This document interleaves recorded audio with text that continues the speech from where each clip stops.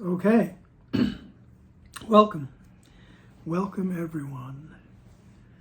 Welcome to session number 241 of Kevin Reads A Course in Miracles. Alrighty then. Today we are in chapter 31, entitled The Final Vision. It is the final chapter. It's called The Final Vision, and we are in section 2, Roman numeral 2, entitled Walking with Christ. Okay. Christ. This word is used a lot in the Course in Miracles. Right? And there's a good description of what the Course means by the Christ in the workbook for students. It's, let's see, right after lesson 270. All right, it's the sixth statement that they make within the workbook. So it's number 6, and it's the Christ. All right, and it'll tell you that, let's see, Christ is the Son. Christ is God's Son as He created Him. Right. I'll just put this in a nutshell. Christ is the self that we share. Right. So you see that we're already going toward oneness and the idea of no separation. Right. It is the self that knows no sin. It's the part of us, part of our mind that the original knows no sin, the innocence. That's why they'll use the term the face of Christ throughout the Course. Right. And what else they say? The thought which still abides in the mind of God. Right. It's just still there in the mind of God. Unchanged. Forever. Right. And this idea of the Christ is also the link to the oneness with God. Right? Your mind is a part of His, and His is a part of yours. Right? Once again, the masculine pronouns. But just take it from where it comes. Try not to stumble over that. All right? So your mind is a part of the Christ, and the Christ is a part of your mind. It's always there. It's always available. Everything else is illusion. Right? There is only the oneness. There is no separation. And you'll hear that. You'll hear that throughout this section. So let us begin. Walking with Christ. An ancient lesson is not overcome by opposing of the new and old.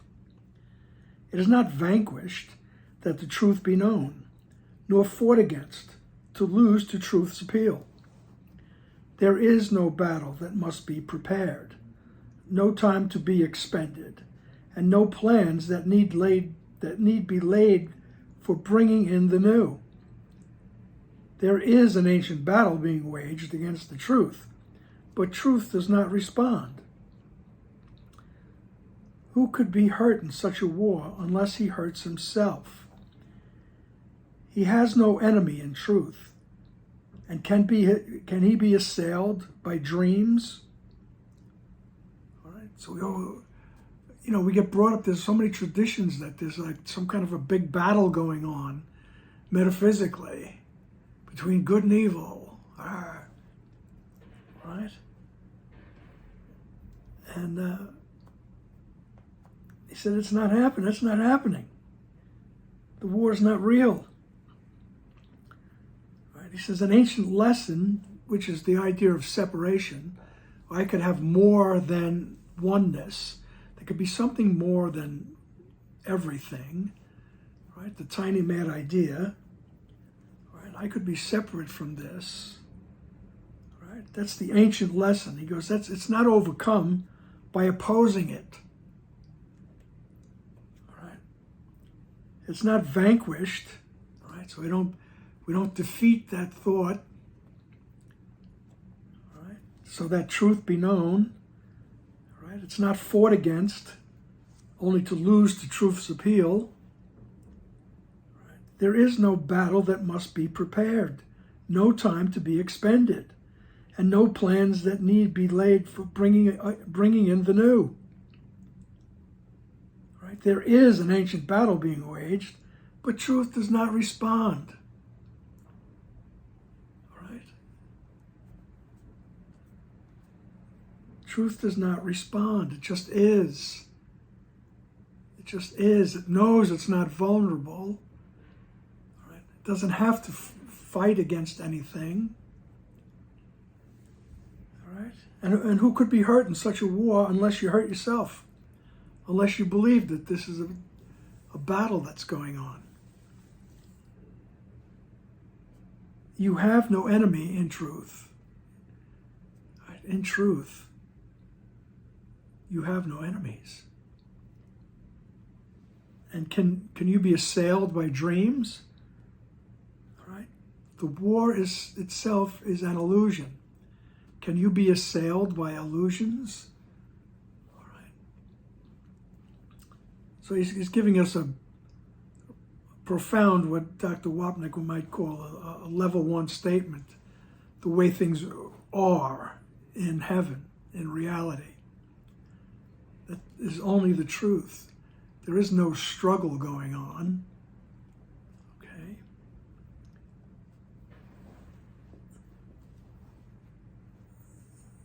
It just reminds me of in the practice of Tai Chi, when the idea would be to let that force that's coming toward you, you move so that the force goes past you. In other words, you're not resisting it. You're not, because in the Course they say resistance makes it real, right?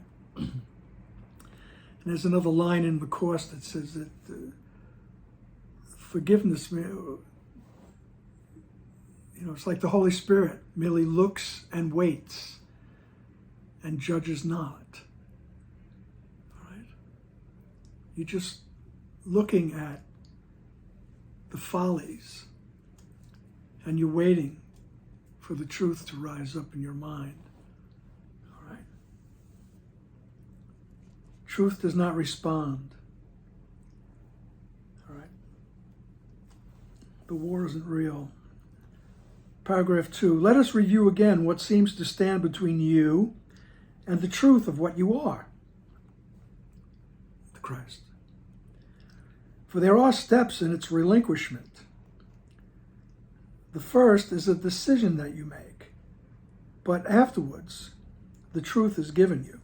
You would establish truth.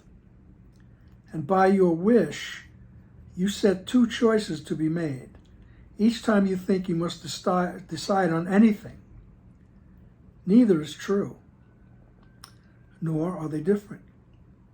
Yet must we see them both before you can look past them to the one alternative that is a different choice. But not in dreams you made, that this choice be obscure to you. All right. So let us review what seems to stand between you and the truth of what you are. All right. This is because there's steps. It's a process in the relinquishment of this ego thought system. All right. As Dr. Wapnick would say, nobody goes proof. All right. This is a process. And there are steps in its relinquishment. And I love that word, once again, relinquishment. Ever since I was a sophomore in high school, all right, studying Caesar's Gallic Wars, when he would describe the soldiers leaving the camp, right? They would be leaving the camp and moving on, right? They would set up elaborate camps, and they couldn't take everything with them. So what they didn't need anymore, they relinquished. They put it down and they walked away from it. They just relinquished it. And that's what we're doing. And that's what he's encouraging us to do. All right. He's encouraging us to look at the effects of our choices. All right. The first is a decision you make. All right. But afterwards, the truth is given you. The correction is given you. He says, but you think you know what the truth is. You would establish truth. And by your wish, you set two choices to be made. Each time you think you must decide on anything. So here, within the dream, within the illusion, within the world of form, we have a lot of choices.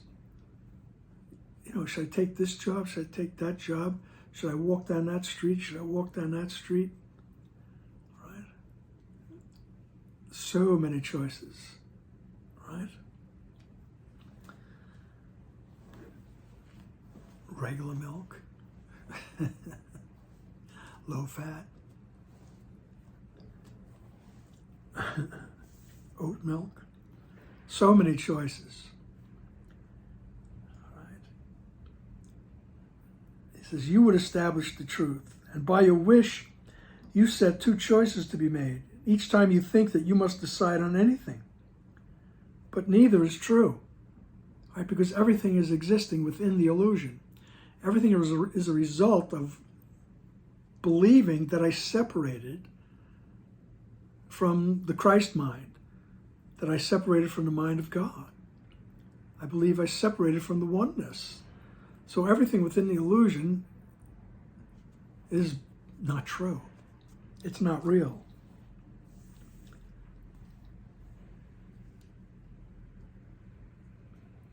And by your wish, you set two choices to be made. Each time you think you must decide on anything, neither is true, nor are they different.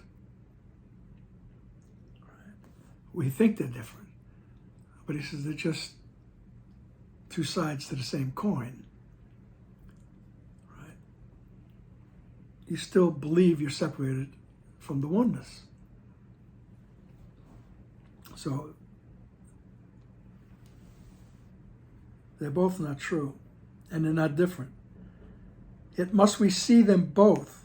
I mean, in the long run, they're not different. All right? Within time, within the structure of time and form, there's differences. Things are different. You know, this or that. You know, and there are consequences assigned to each one. Of the effects of decisions, you know. So do the best you can. Be normal, as Dr. Wapnick would say. You know, take care of yourself. Just don't think it's the be-all and end-all of things. Right? Yet we must see them both. We must look at the effects of our choices, really. Before you can look past them to the one alternative that is a different choice. Right? We think we got to do all these things in form. He says, go ahead. Do that. You know, you must, but you have to look at them as the observer. Right? Look at them without the judgments. Right? Without all the baggage. He says, then, when we look at all these things, we can move past them to the one alternative that is a different choice. And that other alternative is I want to have the oneness rise up in my awareness. I want to have peace arise in my awareness.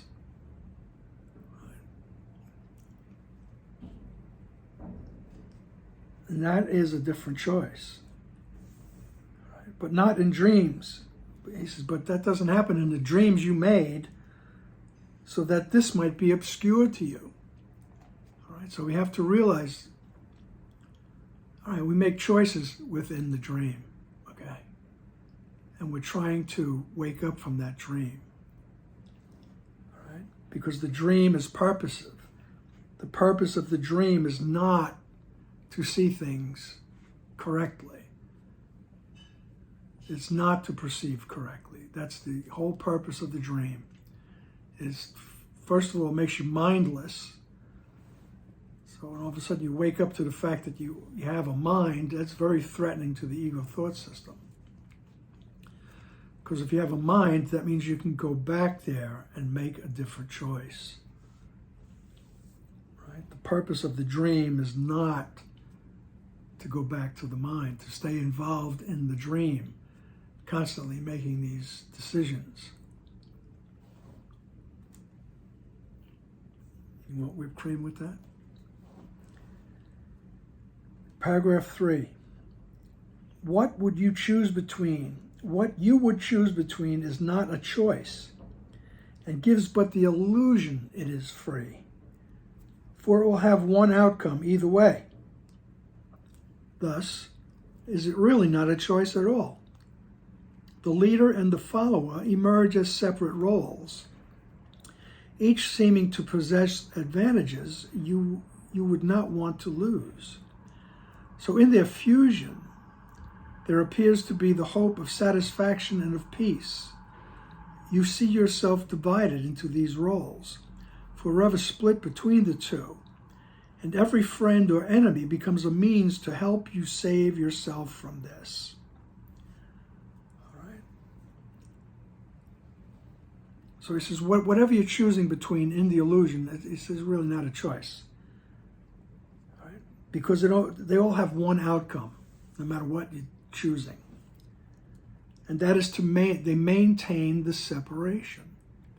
They maintain the idea that you're here, you're an individual. And this is it. This is what has to be preserved and taken care of and saved and nurtured and all kinds of stuff. So whatever you choose between is not a choice, and it just gives the illusion of freedom. All right? It will have one outcome either way. And this is really not a choice at all. He's going to talk about leaders and followers here. They emerge as separate roles, right? Each seeming to possess advantages you would not want to lose. Right? So sometimes you see yourself as the leader, sometimes you want to see yourself as the follower, right? You see yourself divided into these roles, forever split between the two. And every friend or enemy becomes a means to help you save yourself from this. So every friend or enemy is used, right? So that we may project onto them. All right. Paragraph 4, he goes, perhaps you call it love. Perhaps you think it is a murder justified at last. You hate the one you gave the leader's role when you would have it. And you hate as well his not assuming it. At times you want to let the follower in you arise and give away the role of leadership.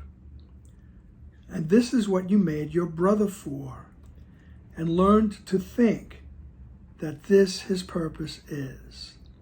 Unless he serves it, he has not fulfilled the function that was given him by you. And thus he merits death, because he has no purpose and no usefulness to you. Okay. All right. He's telling us that love and hate are just two sides of the same coin. All right. He says, you hate the one you gave the leader's role to when you would have it. You know, we get jealous. You know, he's getting more attention than me. You know, why does he or she get the raise and I don't? And it goes on and on. I mean, sibling rivalries and all that, you know? And it just happens all the time, right? You hate the one that you gave the leader's role when you would have it.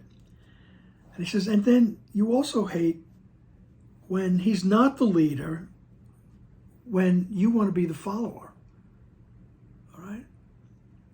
He says it always switches. You hate his will, his not assuming it. At times you want to let the follower in you arise and give away the role of leadership. And he says, and this is what you made your brother for. All right? To act out the script that you've written. All right? This is what you made your brother for. And learn to think that this his purpose is. Unless he serves it, he's not fulfilled the function that was given him by you. All right? And we'll see that, I mean, people, places, things, we assign them, special roles. They're supposed to do things in our lives. Supposed to provide certain things. All right? And if they don't, they're guilty. Right? He gets a little harsher here. He goes, all right, if he has not fulfilled the function that was given him by you, and thus he merits death, because he has no purpose and no usefulness to you. All right? So what Jesus is saying here is that we populate our dream with people that we're going to use for one reason or another. Right? And if they do what we want, we like them. Right? And he's just describing, remember, he's telling us to look at the results of your decisions. The result of the decision to be separate is that in that original ontological moment, we said, oh my God, what did I do? Now all of a sudden I'm projecting onto God. I feel guilty about what I just did. I did something wrong. I feel the void of turning my back on everything. And now I say that, oh, he's angry at me. God is angry at me. And the ego goes, oh, I got a plan, don't worry about it. We're going to get out of the mind, and we're going to forget that we have a mind, okay? Let's go. And we project out of the mind into the illusion, all right? Maya, right? The dream. We hide among the trees, as it were. All right?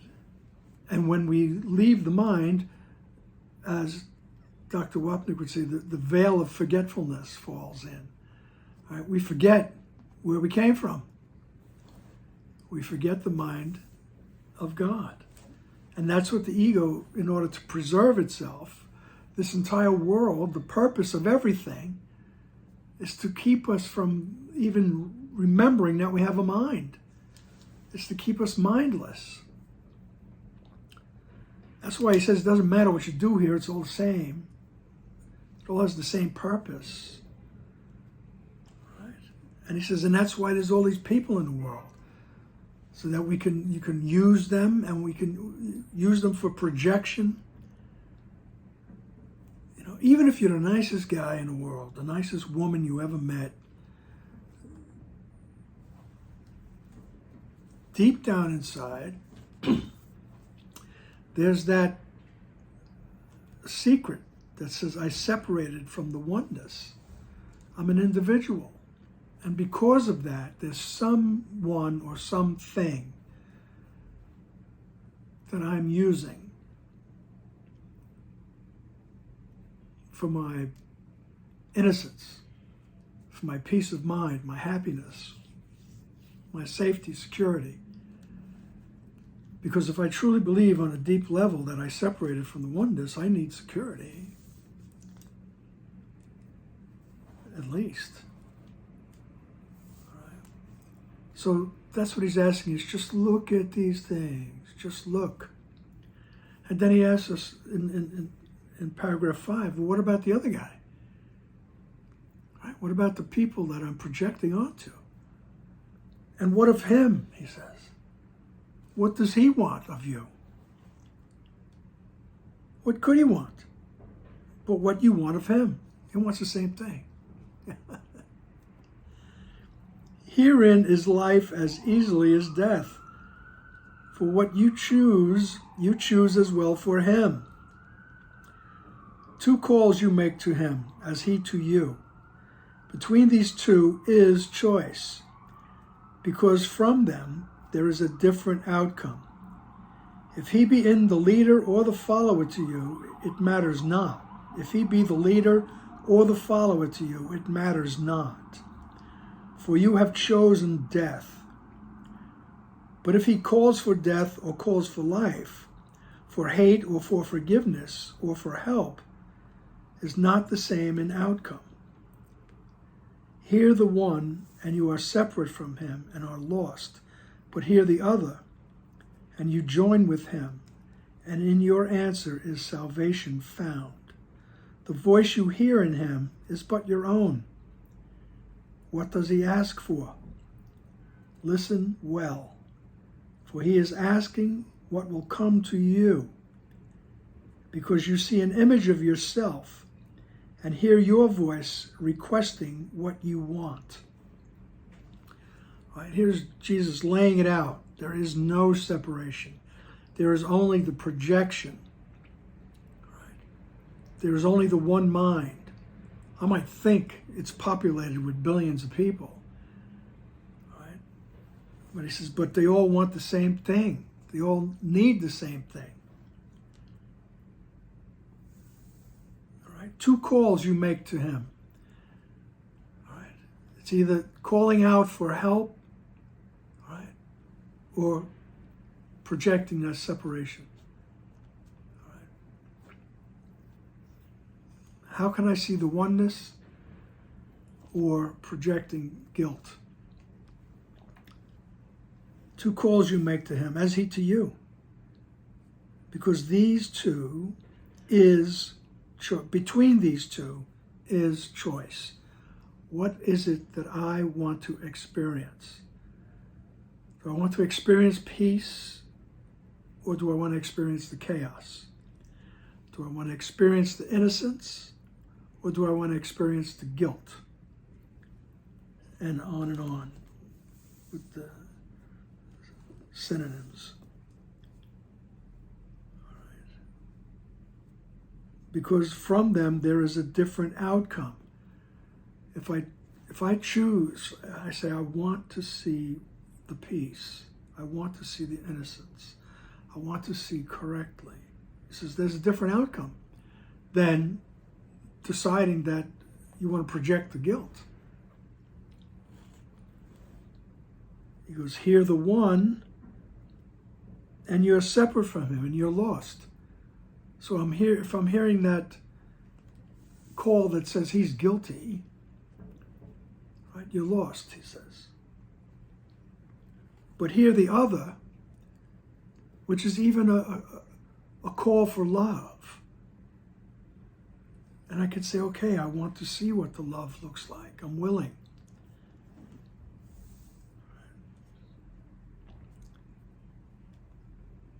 Let's see.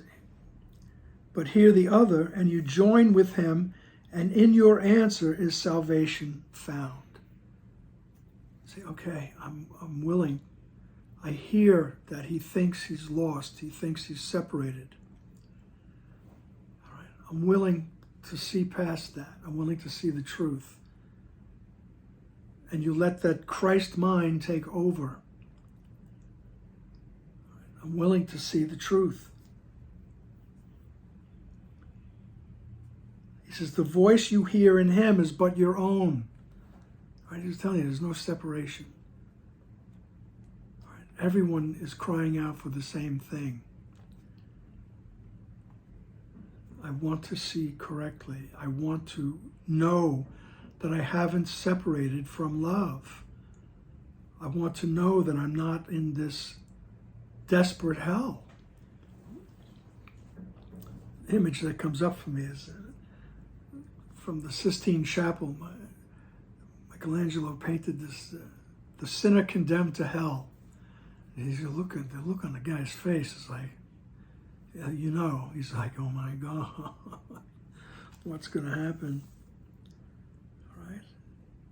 So the voice you hear in him is but your own. We're all asking for the same thing, right?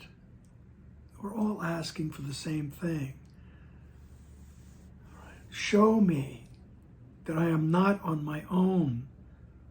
Right? Show me that I am still connected to love.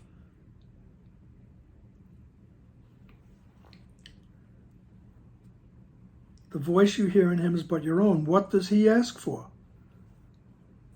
He says, and listen well, for he is asking what will come to you, because you see an image of yourself and hear your voice requesting what you want. He says, no matter what it looks like, it's an image of yourself requesting what it is that you really want. I want my innocence. I want to feel the love. I want to feel the closeness of family, the oneness. I want to feel that I'm not on my own. Those are all the things that you will experience when the memory of who you are rises up. Right. He says, and listen well, for he's asking what will come to you. Right. Because if I project guilt, there's no way I'm escaping the thought of guilt. Right? Because you see an image of yourself and hear your voice requesting what you want. So, in paragraph 6, he says, before you answer, pause to think of this. The answer that I give my brother is what I am asking for. And what I learn of him is what I want, is what I learn about myself. Then let us wait an instant and be still, forgetting everything we thought we heard, remembering how much we do not know.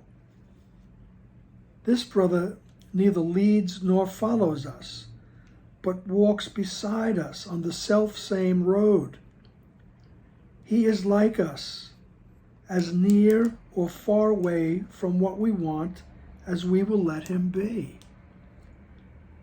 We make no gains he does not want to make with us, and we fall back if he does not advance. Take not his hand in anger, but in love. For in his progress do you count your own, and we go separately along the way unless you keep him safely by your side. All right? So remember, this is the last chapter, and this is building to a crescendo. Jesus is cutting through. You know, he's telling us, listen, this is the way it is. He doesn't lead or follow. The other does not lead or follow. They walk beside us. Right? And the answer I give to him is the answer I give myself. It's what I'm looking for. All right?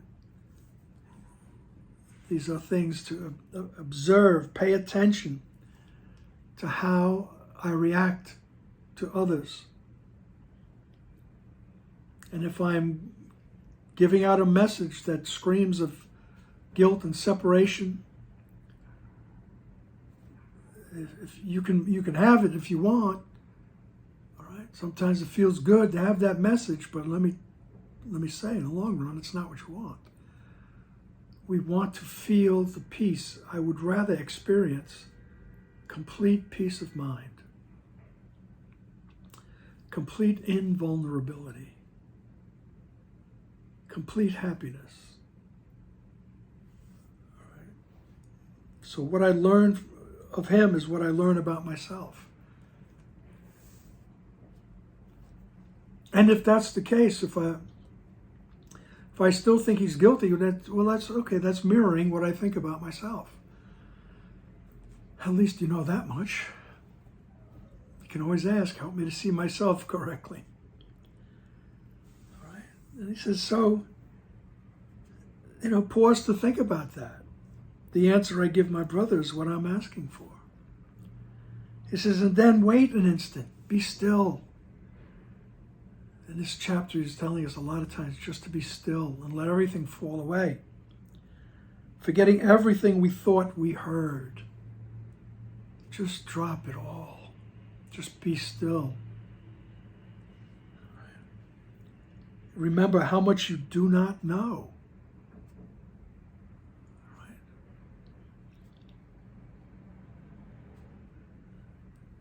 He says, and this brother walks on the same road that you're on. Right? He is like us, as near or far away from what we want as we will let him be.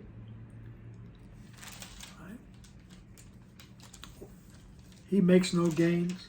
We make no gains that he doesn't make with us. And we fall back if he does not advance. Okay? He's really telling us, this is the way it is. Start observing your reactions to people. And ask yourself, what is it that I want to experience? And if I want to experience peace, you contact that part of your mind that knows peace. Say, okay, help me to see this correctly. I am willing. Okay? He says, take not his hand in anger, but in love. For in his progress do you count your own. And we go separately along the way unless you keep him safely by your side. All right. Otherwise, we just keep seeing ourselves as separate unless we keep the others safely by our side. Because he is your equal in God's love, paragraph 7, you will be saved from all appearances and answer to the Christ who calls to you. Be still and listen. Think not ancient thoughts. Forget the dismal lessons that you learned about this Son of God who calls to you. Christ calls to all with equal tenderness, seeing no leaders and no followers, and hearing but one answer to them all. Because he hears one voice, he cannot hear a different answer from the one he gave when God appointed him his only Son. Right? Very poetic, right? Very metaphoric. Right? Because he is your equal. Whoever it is that's in front of us, we're interacting with. He is your equal. He or she is your equal in God's love. Right? There is no, God loves me more, or God loves them more. You will be saved from all appearances. Right? No matter what the form looks like, you'll be spared that. And you will answer to the Christ who calls to you. Right? The Christ is always calling to us. The memory of who you are is always calling. And so he says again, be still and listen. He says, think not ancient thoughts. And he refers to these ancient thoughts in this chapter. He's talking about that original thought of separation. And I thought I could be separate from the oneness. He goes, forget that. Forget the dismal lessons that you learned about this Son of God who calls to you. Right? The dismal lessons, they're separated, they're not worthy. Right? They're loveless. All the things we think about ourselves. He says, forget those dismal lessons that you learned about this Son of God who calls to you. They're calling to us. They're all calling to us. Show me my innocence. Show me my innocence.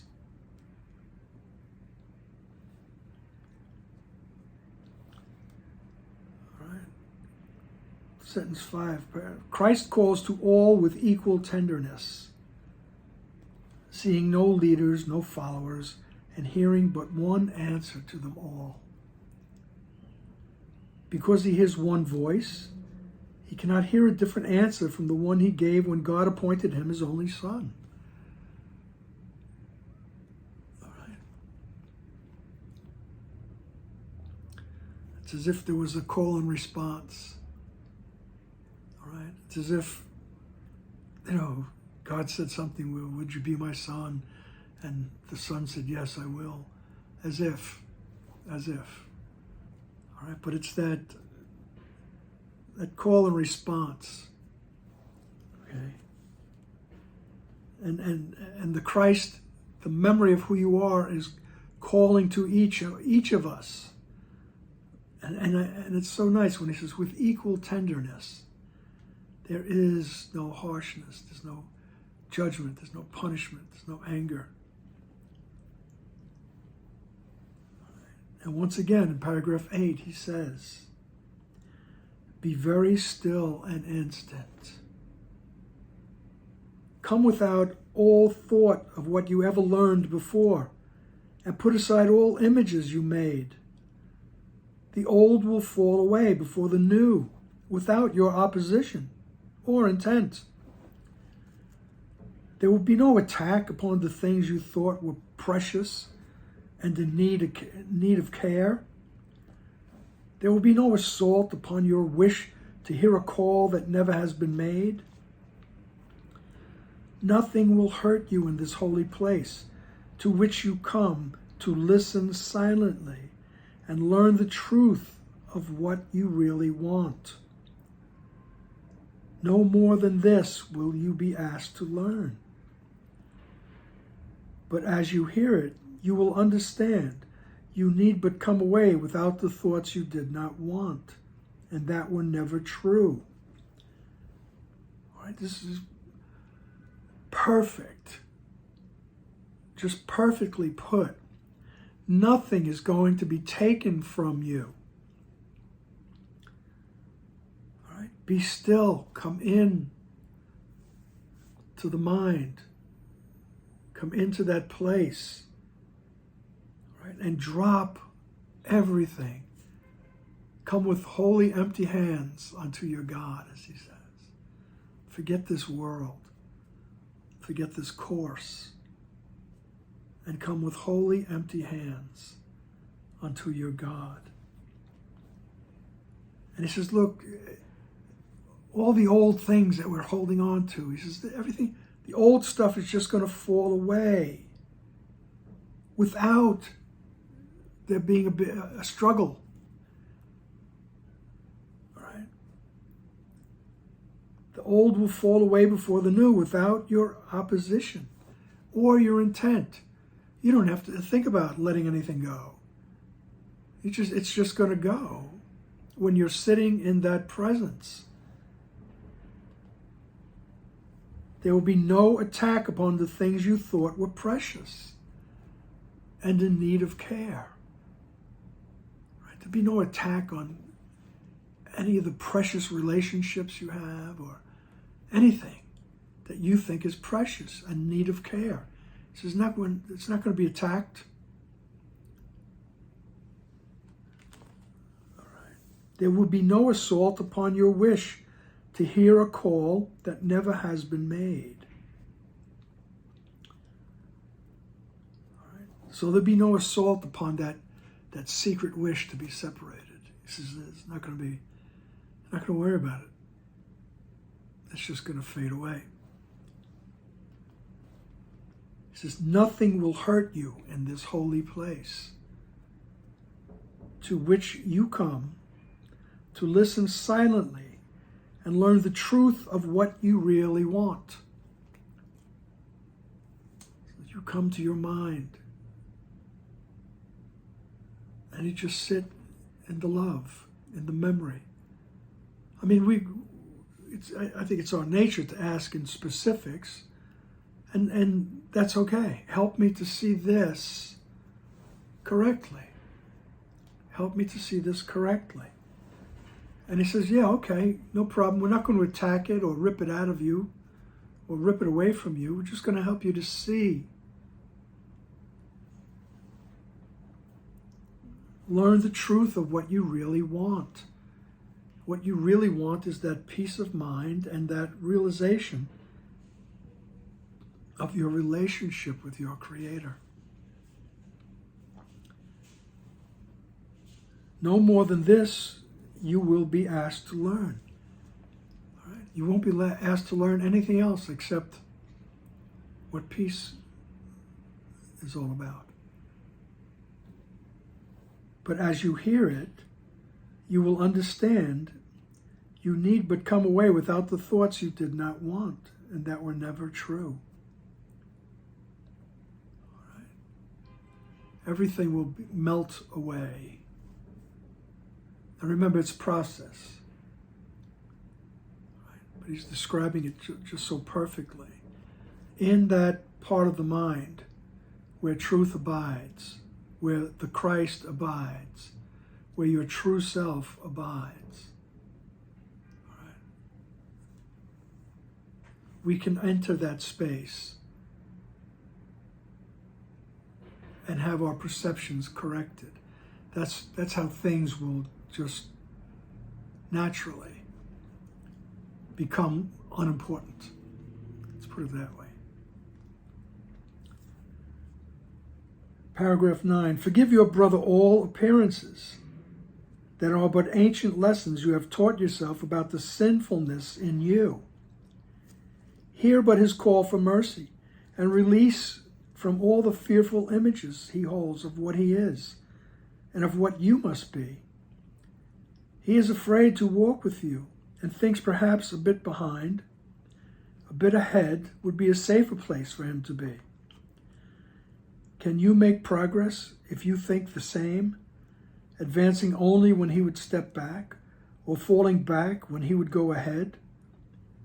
For so do you forget the journey's goal, which is but to decide to walk with him, so neither leads nor follows. This is the way you go together, not alone. And in this choice is learning's outcome changed. For Christ has been reborn to both of you. All right. So forgive your brother all appearances. Go past the form. Be willing to go past the form. And the way we forgive all appearances is we just are willing to see the corrected perception. We go beyond the appearances.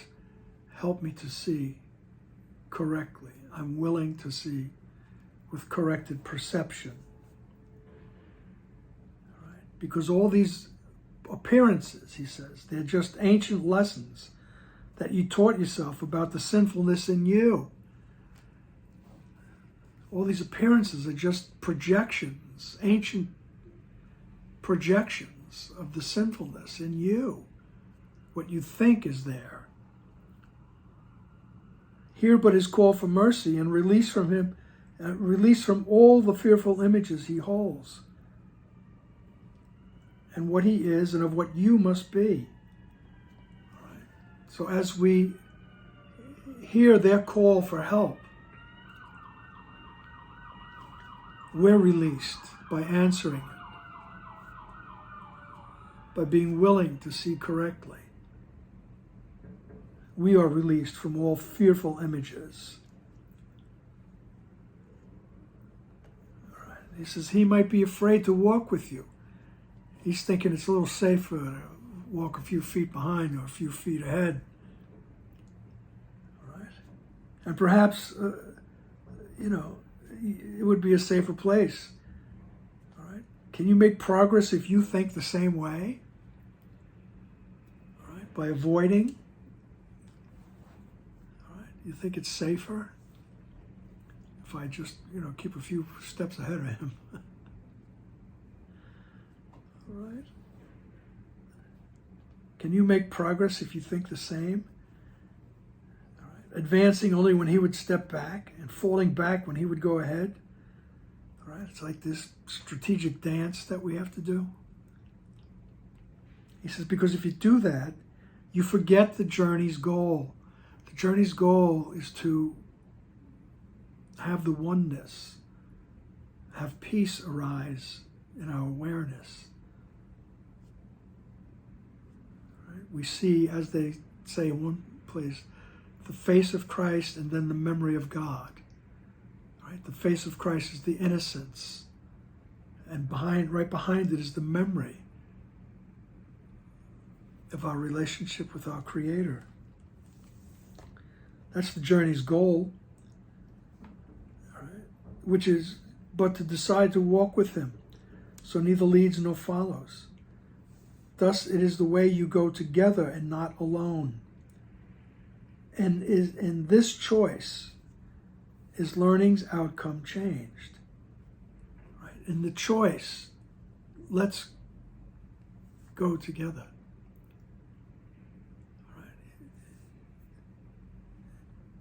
He says, in that choice, the Christ has been reborn in both of you. The innocence has been reborn in both of you. All right. I'm distracted almost by the memory of Ram Dass saying this, as we're just walking each other home.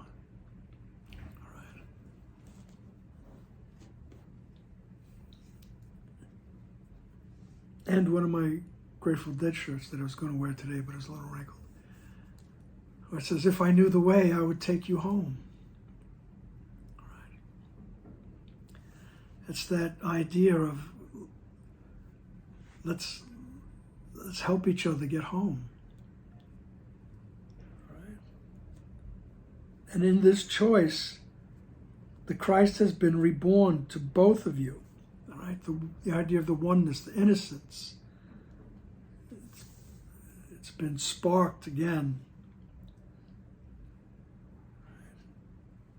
Paragraph 10, he goes, an instant spent without your old ideas of who your great companion is and what he should be asking for will be enough to let this happen. And you will perceive his purpose is the same as yours. He asks for what you want and needs the same as you. It takes perhaps a different form in him, but it is not the form you answer to. He asks and you receive. For you have come with but one purpose, that you learn you love your brother with a brother's love. And as a brother, must his father be the same as yours, as he is like yourself in truth. Right? Once again, in this final chapter, he keeps reiterating that there is no separation. There's only the oneness. And we get to that realization through that process of forgiveness, that willingness to see the other correctly, put down the projections I have, whatever I think of them. Right? He says, an instant spent without your old ideas.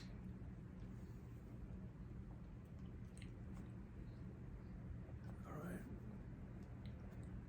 Will be enough to let this happen. To let the Christ be born in you, in both of you. To let the innocence rise up.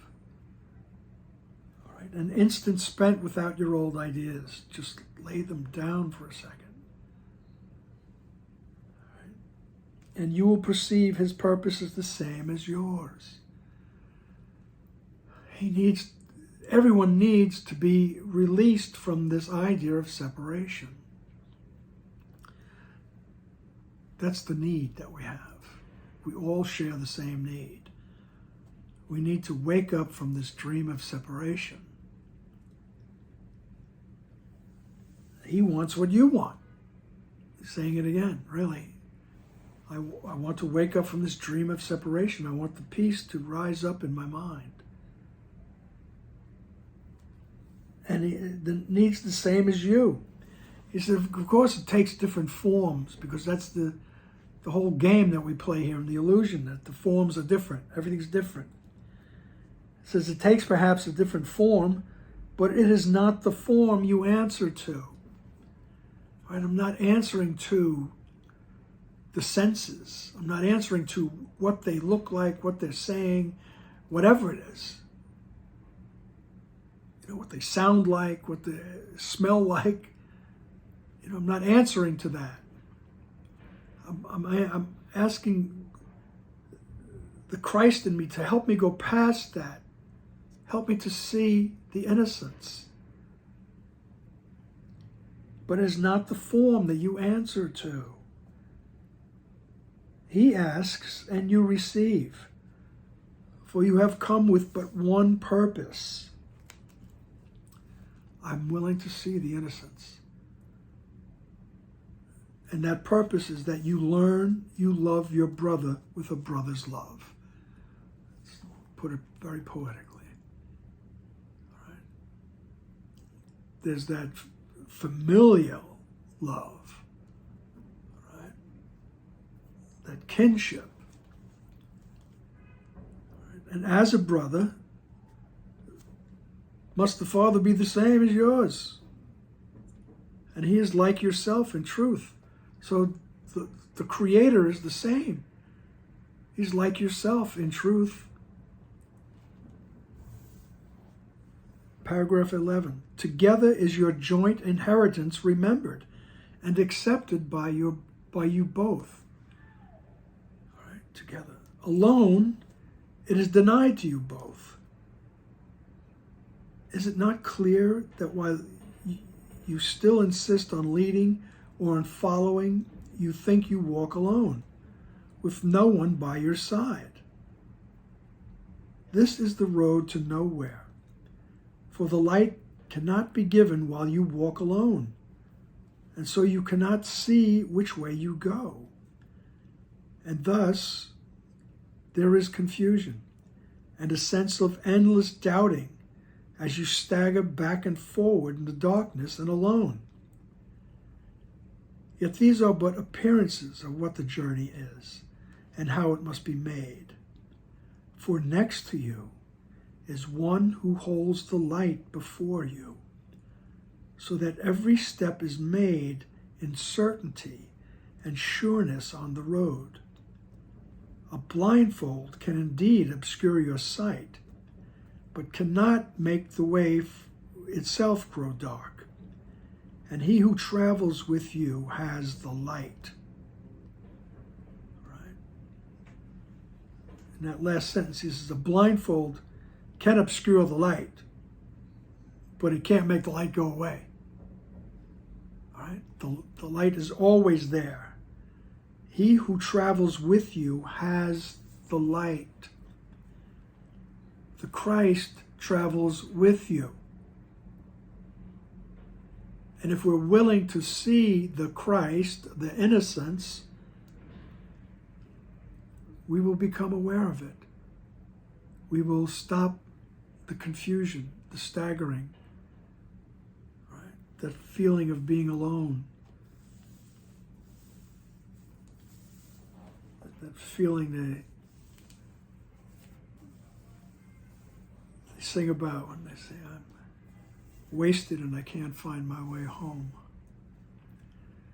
I always was drawn to that song. Stevie Winwood. All right, but he says, all right, together is your joint inheritance remembered, all right, and accepted by you both. Alone it is denied. Is it not clear while you insist on leading or following, you think you walk alone? Right? Well, I think I still got to make it here. I still have to do this. I still got to do that. I still got to depend upon myself. He says, this is the road to nowhere. For the light cannot be given while you walk alone. And so you cannot see which way you go. You're going to be walking around, bumping off things. and thus there is confusion, to sum up my early years succinctly. And a sense of endless doubting as you stagger back and forward in darkness and alone. All right. He says, but these are just appearances of what the journey is. He says, because next to you, all right, and it doesn't matter who it is that's next to you. I mean, there are people that play major parts in our life. All right. They're good. It's good to work with them. But whoever is standing in front of us, whoever we're even thinking of, they could be dead. They could be gone a long time and holding resentment. Right? They're next to you, in other words. All right? For next to you is one who holds the light before you, so that every step is made in certainty and sureness. So no matter how they're acting, like he says, it might take a different form, but he says, but it's not the form that you're answering to. They may be acting like a nut. But if I can go past that, if I ask Jesus, help me, I want to go past the nuttiness. Right? I'm willing to see the correction. I'm willing to see the innocence. He says, then there's the one that holds the light. Next to you is one who holds the light before you, so that every step is made in certainty and sureness.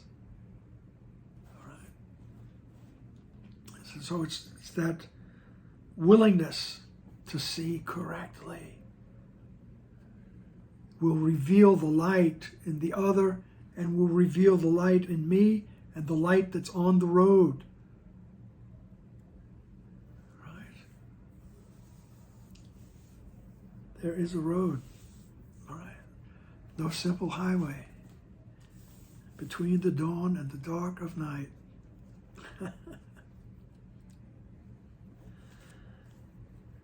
Robert Hunter, Grateful Dead. Okay. A blindfold can indeed obscure your sight. All right. So the idea of separation is the blindfold. It can obscure your sight, but it cannot make the way itself grow dark. And he who travels with you has the light. The Christ in your mind always has the light. The light is with you. The light is with the other.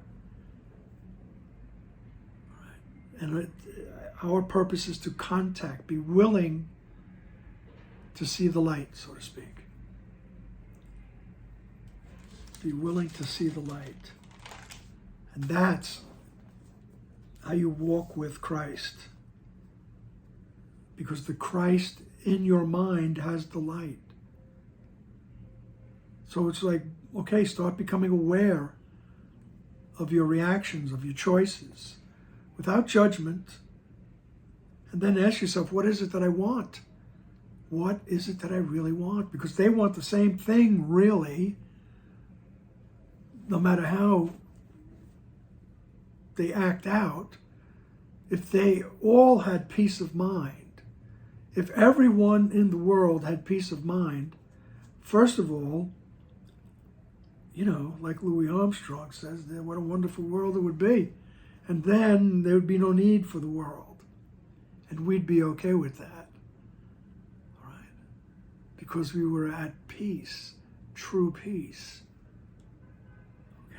Nothing is taken away from you. Nothing is attacked. Nothing that you think is precious will be attacked. He's telling you, just try it. Go to your mind. We're not going to attack anything. We're not going to take anything away from you. And he who travels with you has the light. Like he says, just take an instant and think about that. Be willing to drop everything you think you know. Just for a moment, you can have it back. Alrighty then. Thank you for the opportunity, and I will see you in the next session. Bye now.